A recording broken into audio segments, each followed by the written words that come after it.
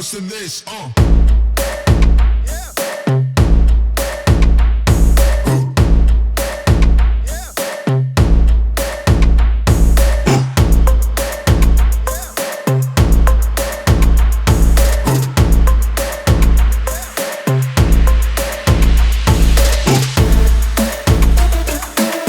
So, welcome to Breakfast Church. You know, today I was telling you guys last week that today we're going to be a little bit different.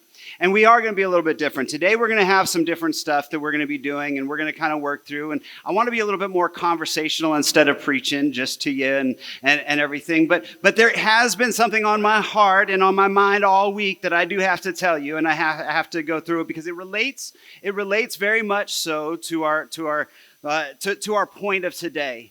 There's actually been a thing that's been on my mind. It's actually a song that has been on my mind all week long. I don't know what it is. It's like one of those earworms. You guys ever get that where you can't get a song out of your head and it just keeps coming to you, and all of a sudden, but then that song happens to have something, a point of it that helps you with life going on at the moment right now? Well, the song that I'm talking about, of course, is Kendrick Lamar, They Ain't Like Us, or They're Not Like Us, okay? Now here's the thing. Here's the thing. A lot of you guys are looking at it and going, okay, first off, some of you are probably going, okay, first off, who's Kendrick Lamar, right? How many of you are there? Okay, he's a rapper. If you didn't see, he was at the Super Bowl. He did the halftime show and everything. And there's this song that he sings, They Not Like Us.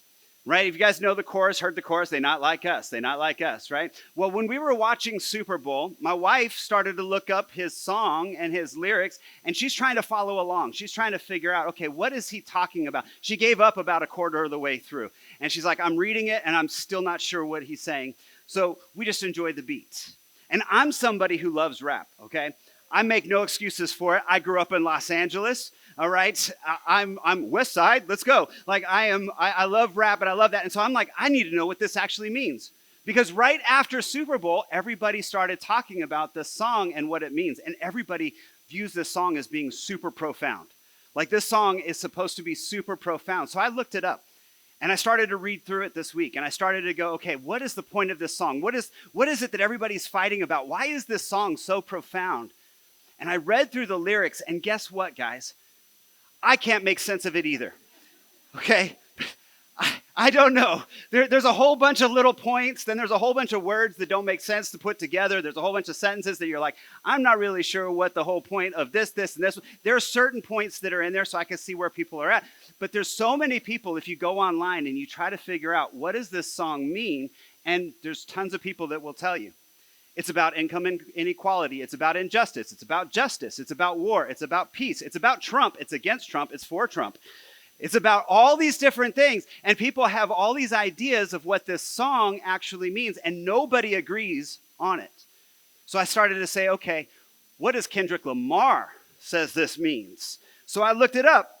He says this: not like us is the energy of who I am and what I represent. I'm a man that can recognize mistakes, not afraid of mistakes, deep down, but not based on fear-based ideologies. And what it's meant to represent is to be like, or to focus in on the points that you like and the points of who you are. Do not pander to anyone. You are not less of a man, and think not like us. I am thinking of me, whoever identifies with that. Do you guys understand that? What it says is you can make whatever you want that song to be about. The point of it is, don't pander, don't give up on your point, make the point and say, yes, this is what it means. Do not allow anybody to change your mind. And everybody who doesn't change their mind, they're not like us. They're not like us. He repeats it 3 times. Not like us, not like us. Well, when I started to hear that song and I started to put it in that lens, I started to realize that's a lot of the problem with our society right now, isn't it? Where we have this idea of anybody who has a different idea, anybody who has a different life, anybody who has a different background, they're not like us. They're not like us. So let's separate. Let's just not discuss. Let's not bring them in. They're not like us. Right now, there's a whole lot of people who view the church that way too. And I would say that's not just outside the church, people outside the church looking in and saying, oh, no, they don't want me because I'm not like them. I can't go in there because I'm going to feel judged. They're not like us.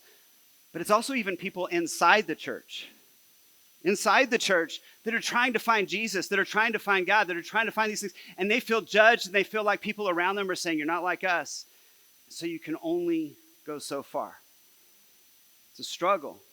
And it's a struggle that we see that's happening in Acts. In Acts, with our verses today that we're going to go through kind of quickly, we're going to go through these verses. It's a struggle that was happening with Paul, where Paul was dealing with this in Acts chapters, and we're going to go through 3 different chapters today, chapters 21, 22, and 23, in about 10 minutes. Really quick. It's going to be record timing, okay? But instead of actually reading out the chapters to you, I'm going to paraphrase. I want to paraphrase what's happening. And I want you guys to go home and I want you to read these. I want you to read Acts chapters 21, 22, 23. They're amazing. They're fantastic. Go through them, see what they say because they're incredible. And it's Paul that he's struggling. He's being put on trial. And he's in deep struggles between the church. And there's a war that's happening between the church and about the people outside. So I want to paraphrase what's happening and just tell you what is going on to show this is actually a very relatable subject. This is happening today. This is happening within us, within every church, and with outside the church.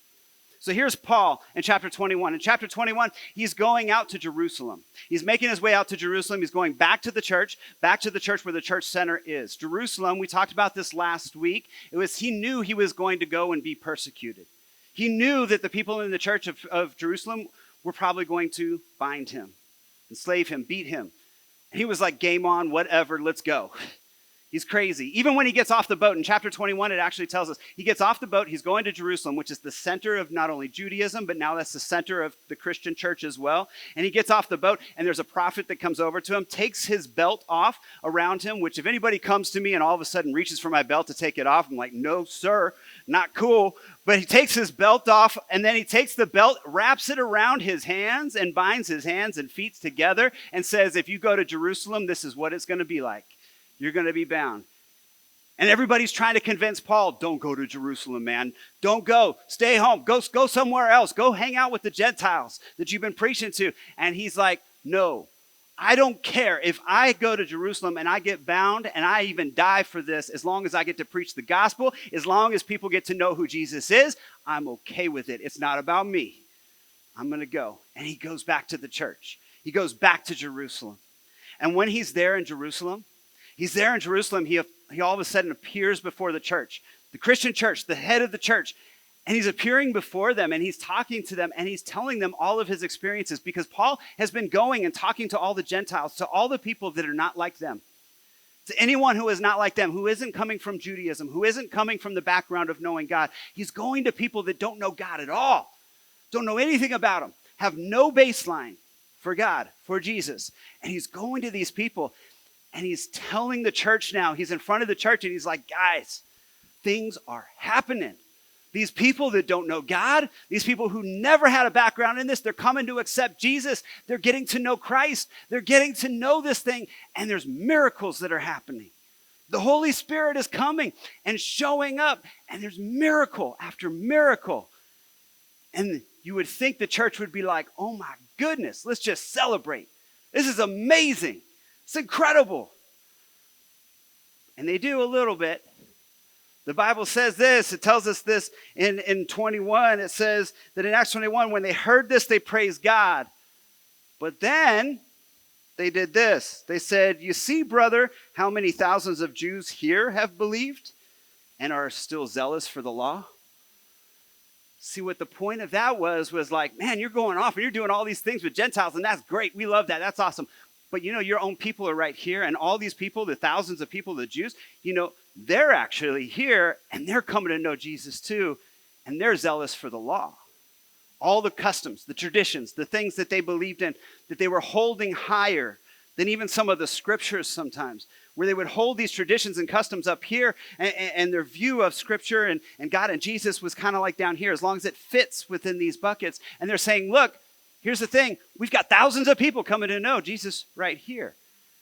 But they're offended by you, Paul. You see, they tell him that the Jewish people in that area have heard that Paul is going around to all these Gentile places and telling the Jews that live within the Gentiles that they don't need to get circumcised, that they don't need to follow the law, they don't need to follow the Mosaic law, they don't need to follow any of this stuff. That's people coming and reporting to the church and saying this. Is that right? No, Paul wasn't saying that. Paul wasn't going and telling people not to follow their customs or traditions or anything like that. But he was telling the Gentiles, look, that's not the main thing. You don't have to all of a sudden go get circumcised. You don't have to all of a sudden follow every single food law and all of the things that are here from the last thousands of years. You don't have to follow all of these things to know Jesus. The most important thing is Jesus. Let me show you who Jesus is. That is the biggest thing. That is the main thing. And he's preaching and telling them, guys, this is what it is. That was his message. And he wasn't condemning people for also following customs and traditions. He's saying, look, that's just not the main thing. The main thing is Jesus.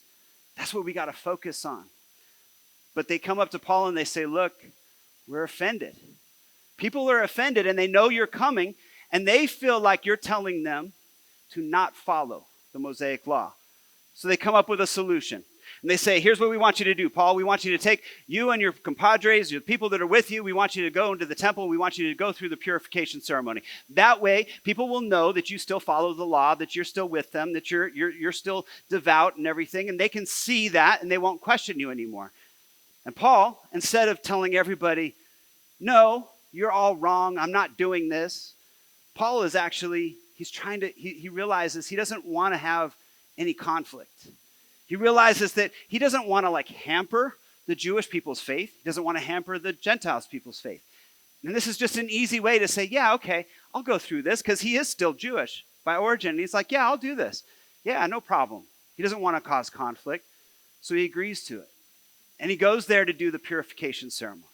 Purification ceremony, how that looked, was you go to the temple, you have to pay 30 days wages. So it's basically 30 days wages for each person to the temple. You would also wear the burlap, which is really, really itchy and scratchy and horrible and all that. You would shave your head so you get a nice buzz cut. That's great. You have to pay for it a lot, but still, you get a haircut. You have to go through prayers and different things within this purification ceremony.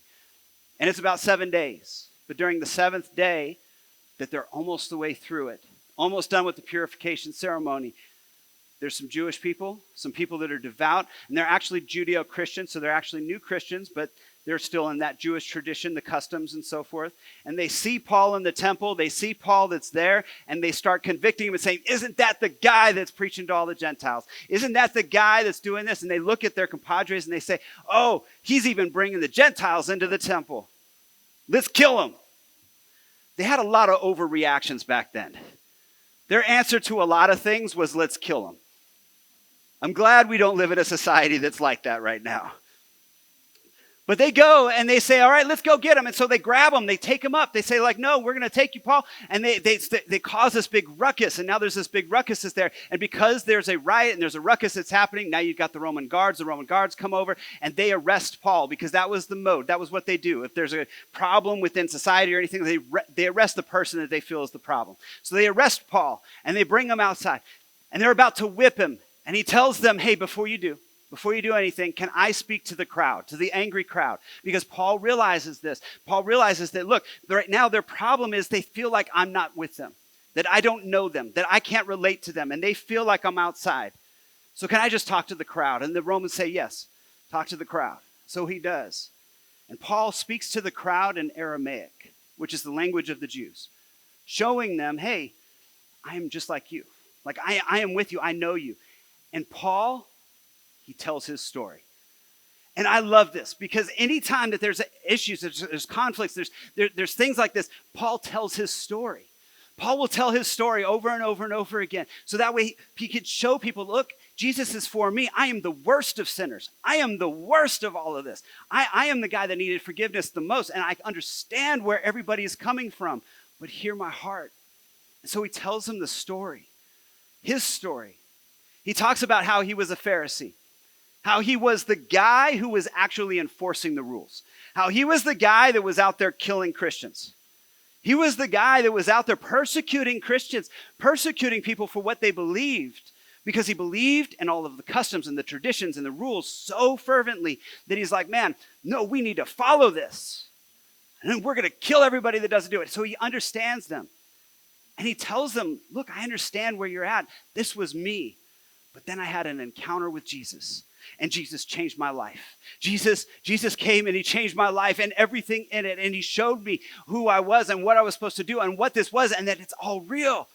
And he tells them the story about how it's all real. And he tells them how Jesus had made him blind, and then how Jesus had healed him and now he could see. And he tells them all of this stuff, and the crowd is with him. The crowd is hearing this. They're hearing his story until he gets to the end. And at the end of it, he all of a sudden looks to them and he says, look, then Jesus gave me the orders to go out and preach to the Gentiles.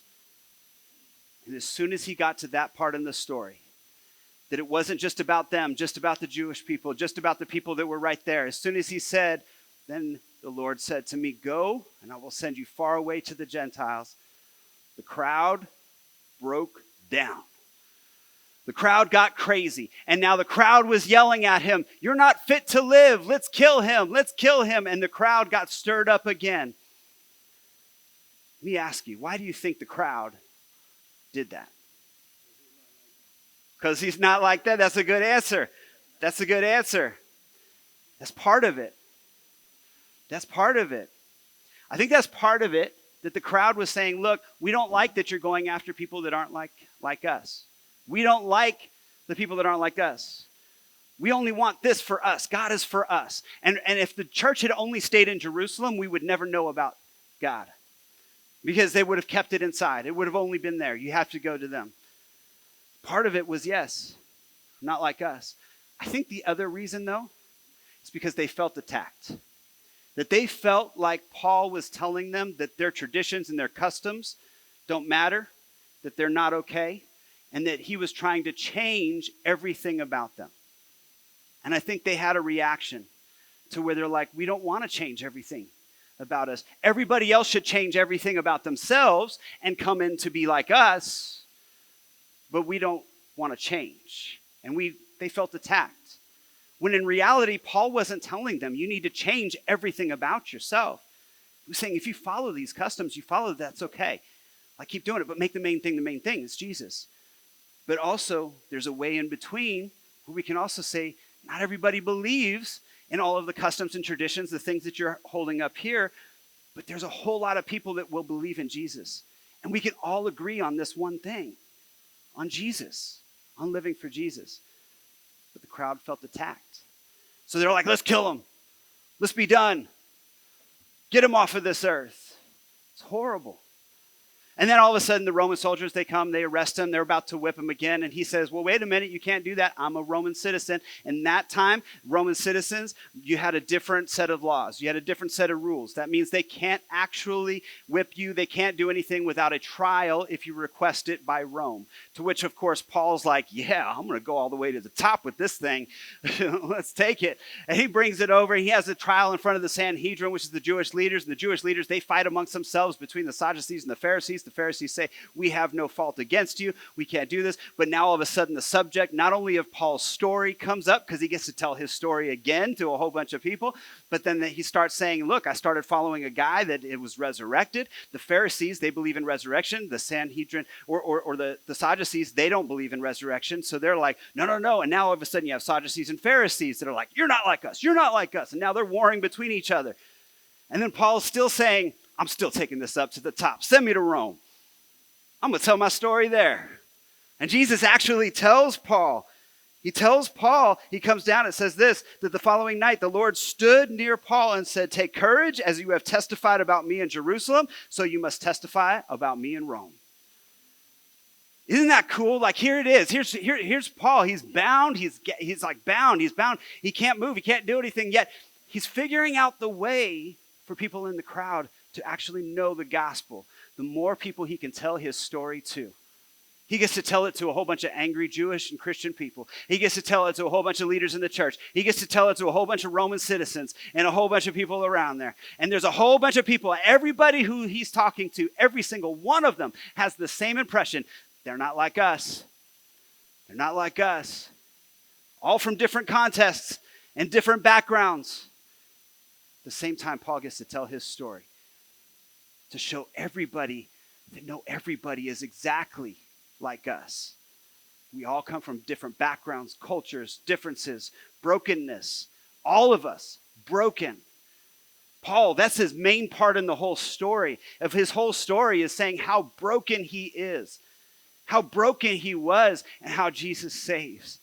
And so many people got to know the gospel because of him going out and telling his story. It's an incredible message throughout Acts 21 through 23. Go home and read it. Why I'm talking about it today, though, is I feel like this is the safe place to talk about these things. Because right now, there's a lot of people that are outside the church, but even inside the church that struggle. And that are struggling with the same kind of things, where they feel like they can't actually talk to people about faith. They feel like they can't come into the church and actually talk to people who are Christians because they feel they're going to be judged. They're going to be hurt. They feel like they're going to be a crowd that's yelling at them and saying, "You're wrong, you're wrong, you're wrong. Come be like us, and then we'll let you in." But that's not supposed to be true.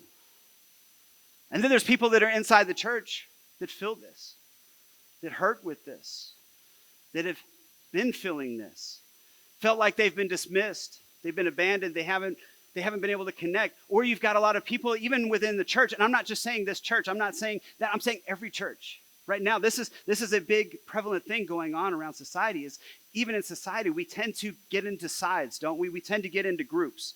And we group up, and it makes it hard for us to go into other groups that aren't like us. We tend to group up, and when we do that, though, it makes it so it's hard for us to break in, to feel healed, to find faith, to find God. I don't know.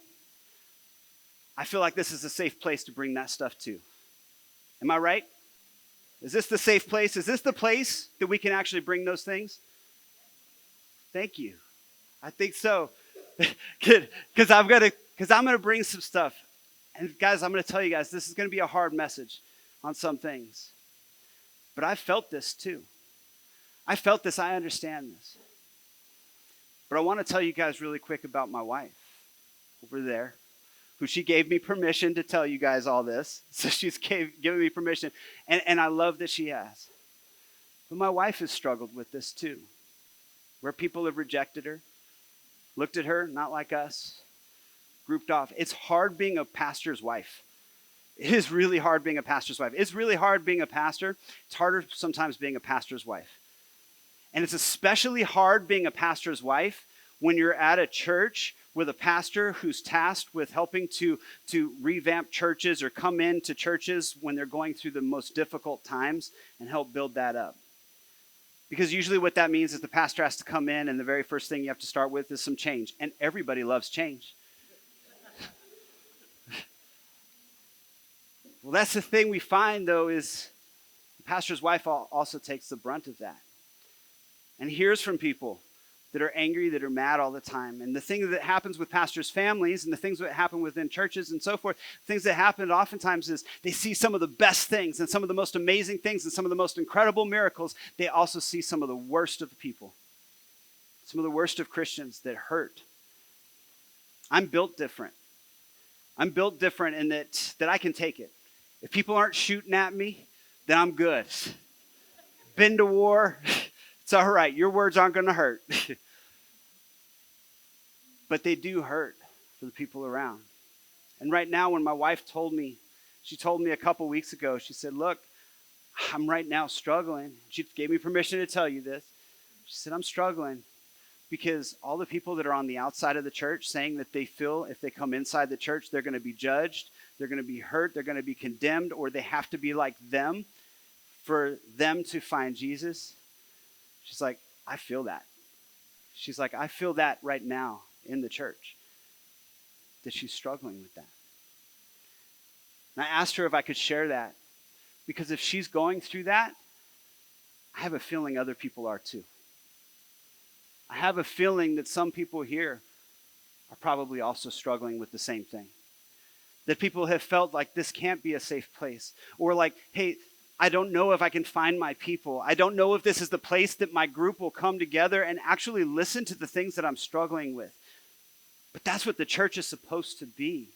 It's supposed to be a place where you can come and you can ask questions and you can actually have dialogue and you can connect together and build family and faith together and say, no, we're going to walk through the hard things together without judgment. We're going to take the judgment off the table. There's no judging. We're going to say, no, this is supposed to be the place where you're able to come and find healing and peace. Not be told that your experience is wrong and that you're wrong because you don't believe in the customs or the things like that, but to connect over the one thing, the biggest thing that should be in our whole lives, Jesus. Say it's actually about Jesus. It's actually about God. I feel that. I felt that before. We'll tell you guys, there's some dumb arguments that sometimes happen within churches that pastors have to deal with. When we took the cross off the wall, some people were like, well, we have to have it up. You're not Christian unless Jesus is up there. So what'd we do? Put Jesus up there. And then people left and said, it looks like graffiti. Why are you trying to bring in people that would want graffiti? Like, man, we can't win. I understand it. I get it. People sometimes they get lost and this is how it should be. But how it should actually be is loving people with Jesus. It shouldn't be about just the small things. It should be about the big things. How can we love you through your life? How can we be there? How can we love you? How can we help you? How can we guide you? How can we together as a family, as a church say, we're in this together through all the hard things, through all the difficult things, through all the opinions. We don't care. What we care about is Jesus and you as a person. You, your faith, your family, who you are. Church should be a place where you come and you are seen and you are known and you are heard. Where you go away and you feel like, man, this is my family. The people who will go through the hardest things with me. But I think there's a lot of people that struggle in that. So today we're going to do something different. Today we're going to do something different because here's the thing. The church model that we often do here in America, it doesn't actually provide space for us to create times to do that together. To actually love each other and talk about the real things, the hard things. It doesn't create that because oftentimes the church model is 3 songs, sermon, 45 minutes, maybe 50. I go long, I'm sorry. But now you go through a long sermon and then last song and then dismiss, see you next week. But where in that time is there enough time for you to really connect, beyond saying hi, to really connect with someone, to hear their struggles? So today we want to do something different. And I want to try to connect with that. And I'm going to ask back there, because I'm going to ask you guys some questions real quick. So I'm going to ask you guys some questions, and then we're going to pass something around to the tables. And we're going to do an activity together. But really quick before we do, because I want this to be a safe place. I want this to be a place. Can we first off, can we agree that there's no judgment in this room? Can we agree with that? Can everybody just say, if you agree with that, say yes. No judgment. All right. Awesome. No judgment. Great. Now I'm going to say a whole bunch of judgy things. I'm joking. No. But here's the thing. We're going to agree, okay? Nobody's judging anybody for anything that anybody says today, okay? We're going to agree with that. I'm also going to ask, okay, turn off the cameras. If you're watching at home, I'm sorry, but this part is going to be not for you.